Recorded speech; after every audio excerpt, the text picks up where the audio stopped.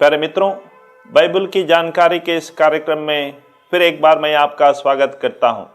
आज हम बाइबल की छठी पुस्तक जो योशुआ की पुस्तक कहलाती है उसके ऊपर मनन चिंतन करें। अक्सर हम ये गीत गाते हैं जहां प्रभु कहते हैं, मैं कभी तुम्हारा साथ नहीं छोड़ूंगा, चाहे आंधी हो या तूफान, मैं तुम्हारे साथ सदा संग रहूंगा। यही शब्द ईश्वर ने योशुआ से कहे थे। उन्होंने योशुआ को ये आश्वासन दिया, जहां कहीं भी तुम जाओगे मैं तुम्हारे साथ रहूंगा, जहां तुम जिस भूमि पर भी तुम पैर रखोगे वो तुम्हें मैं प्रदान करूंगा। तुम्हारे जीवित रहते समय कोई तुम्हारे सामने टिक नहीं सकेगा। तुम डरो नहीं, मैं तुम्हारे साथ हूं। ढाढ़स रखो और आगे बढ़ो। प्रभु पर विश्वास करते हुए एक महान योद्धा जिसको हम योशुआ कहते हैं वो आगे बढ़ता है और इजरायली लोगों को प्रतिज्ञा देश की ओर आगे बढ़ाता है। इसी की कहानी को हम ये पुस्तक में पाते हैं।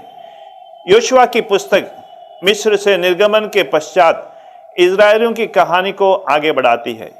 योशुआ की पुस्तक बताती है कि किस प्रकार इजराइल कनान में बसा, जिस भूमि को परमेश्वर ने उन्हें देने का वादा किया था। इस पुस्तक का नाम इसके मुख्य पात्र योशुआ से लिया गया है, जो मूसा की मृत्यु के बाद इजराइल का अगुवा बना। योशुआ की पुस्तक के 24 अध्यायों को हम 4 भागों में बांट सकते हैं। अध्याय 1 से 5 योशुआ इजराइल को प्रतिज्ञा किए हुए देश को ले जाने का नेतृत्व करता है और उसके नेतृत्व में इजराइल प्रतिज्ञा की हुई भूमि पर प्रवेश करते हैं। अध्याय 6 से 12 वहां पहुंचने के बाद इजरायलियों को कनानियों के विरोध का सामना करना पड़ता है। परिणाम स्वरूप उनसे युद्ध करके उन पर विजय प्राप्त करते हैं। अध्याय 13 से 22 युद्धों में इजराइल की जीत के बाद योशुआ प्रतिज्ञा देश की भूमि का 12 गोत्रों में बंटवारा करता है। अध्याय 23 से 24 योशुआ द्वारा लोगों को दिए अंतिम संदेशों के साथ ये पुस्तक समाप्त होती है। पहला भाग अध्याय 1 से 5 में मूसा की मृत्यु से यह भाग प्रारंभ होता है।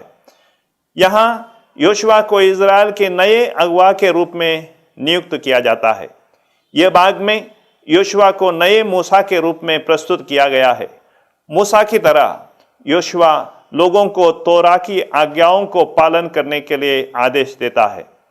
योशुआ तब इजराइल का नेतृत्व करते हुए उन्हें यरदन नदी के पास ले जाता है। जैसे निर्गमन में मूसा के लिए लाल समुद्र विभाजित हुआ था, वैसे ही यहाँ यरदन नदी विभाजित होती है और याजक विधान की मंजूषा को नदी के पार पहुंचाते हैं और उनके साथ सभी इजरायली लोग भी नदी पार करते हैं।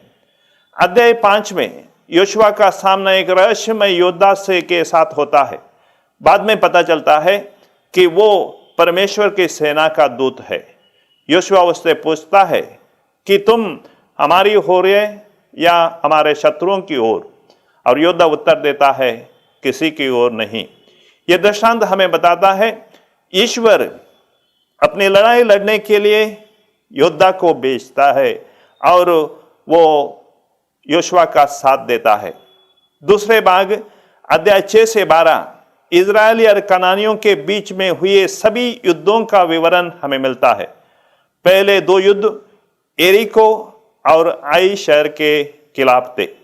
यह परमेश्वर की विश्वास योग्यता बनाम इजराइल की विफलता के विषम चित्रों को हमारे सामने प्रस्तुत करता है। परमेश्वर अपने लोगों को बचाते हैं। इजराइल को बस विश्वास और प्रतीक्षा करने की जरूरत है। अध्याय 6, 7 और 8 में आई शहर के साथ युद्ध करते हैं और पराजित हो जाते हैं। परमेश्वर ने इजरायलियों को आज्ञा दी थी कि वे सब कुछ का विनाश करते हुए उसे अर्पण करें, और आखान नामक एक व्यक्ति ने अपने लिए यरीको की लड़ाई में जो भी उन्होंने पाया था वो अपने लिए रखा था। इज़राइल ने अर्पण की वस्तुओं के बारे में परमेश्वर के साथ विश्वासघात किया। इसके कारण परमेश्वर ने उन्हें आई के उस युद्ध में दंडित किया और वे वहां पर विफल हुए। इन दोनों लड़ाइयों की कहानियों को एक साथ रखने का यही उद्देश्य है कि जब परमेश्वर की कार्य और योजना को वो निर्धार करता है तो हमें जीत मिलती है, परंतु जब व्यक्ति अपना कार्यक्रम और अपनी योजना निर्धारित करता है तो विफलता बढ़ जाती है। कनानी राजा इज़राइल को नष्ट करना चाहते थे, लेकिन इज़राइल उनसे युद्ध करते हुए उन पर विजय पाता है। वर्षों के युद्धों के बाद योशुआ बुजुर्ग हो जाता है। वो इज़राइलियों को साथ बुलाकर भूमि का बंटवारा करता है। यह ईश्वर ने अब्राहम से किए गए वादे की पूर्ति थी। अंतिम भाग अध्याय 23 और 24 में योशुआ 2 संदेश इज़राइल को देता है। वो परमेश्वर की दया को याद दिलाता है कि कैसे ईश्वर उनको मिस्र देश से इस प्रतिज्ञा देश में लेकर आए और फिर विधान के प्रति विश्वास योग्य रहने के लिए आग्रह करता है। वो कहता है यदि वो ईश्वर के प्रति विश्वास योग्य रहेंगे तो उन्हें जीवन मिलेगा और ईश्वर की आशीष उन्हें मिलेगी। यदि अविश्वास से रहेंगे तो उन्हें देश से खदेड़कर निर्वासित किया जाएगा। इस पुस्तक से हम क्या सीखते हैं? 5 बातों को हम इस पुस्तक से सीखें। पहला, योशुआ के जीवन से प्राप्त होने वाली प्राथमिक शिक्षा यह है कि परमेश्वर अपनी प्रतिज्ञाओं के प्रति विश्वास योग्य है। जैसा अध्याय 21 पद संख्या 45 में यह कहा गया है, प्रभु ने इज़राइल के घराने को जो जो आशीर्वाद दिए थे उनमें से एक भी व्यर्थ नहीं हुआ, सब के सब चरितार्थ हुए। दूसरा, ईश्वर हमारा मुक्तिदाता है। ईश्वर मनुष्य के साथ चलकर उसे मार्ग दिखाता है और उसकी रक्षा करता है। तीसरा, इस पुस्तक में दर्शाए गए युद्धों का उद्देश्य कभी भी यह बताने के लिए नहीं था कि परमेश्वर के नाम पर हिंसा करें, बल्कि परमेश्वर ने कैसे इतिहास के अनोखे समय में मनुष्य की बुराई को दंडित किया और कैसे उन्होंने इज़राइल को कनानियों के द्वारा नष्ट होने से बचाया। चौथा, जब ईश्वर हमारे साथ है हमें डरने की कोई बात नहीं है। जैसे अध्याय 1 पद संख्या 9 में यह कहा गया है, तुम ना डरोगे और ना घबराओगे, क्योंकि तुम जहां कहीं भी जाओगे प्रभु तुम्हारा ईश्वर तुम्हारे साथ होगा। अंतिम संदेश यह है, यह पुस्तक में यह भी कहा गया है, जब भूमि का वितरण करना समाप्त हो गया था तो लोगों ने योशुआ को भी विरासत दे दी। योशुआ ने परमेश्वर की आज्ञा के अनुसार लोगों को भूमि बांट दिया, पर उसने अपने बारे में नहीं सोचा, परंतु लोग उसके बारे में सोचते हैं, क्योंकि जो दूसरे की खेती को सींचता है उसकी भी खेती सींची जाती है। योशुआ का अंतिम अध्याय 24 पद संख्या 15 में यह कहा गया है कि योशुआ बुजुर्ग होने के बावजूद वहाँ उपस्थित सब लोगों को अपने यहाँ बुलाता है और उन्हें ये कहता है, उनके सामने विकल्प रखता है।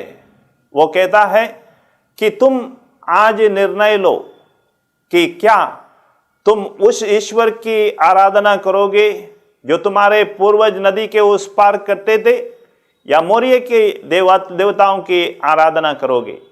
और वो अपना स्वयं उदाहरण रखते हुए कहता है, मैं और मेरा परिवार सच्चे ईश्वर की आराधना करेंगे। और सब लोग उत्तर देते हैं, हम भी उसी सच्चे ईश्वर की आराधना करेंगे। भले ही उस समय लोगों ने एक साथ मिलकर उनसे कहा कि हम उस ईश्वर की आराधना करेंगे, लेकिन सवाल यह है कि क्या इज़राइल विश्वास योग्य रहता है? इसके बारे में जानने के लिए हम अगले ग्रंथ का इंतजार करें। धन्यवाद।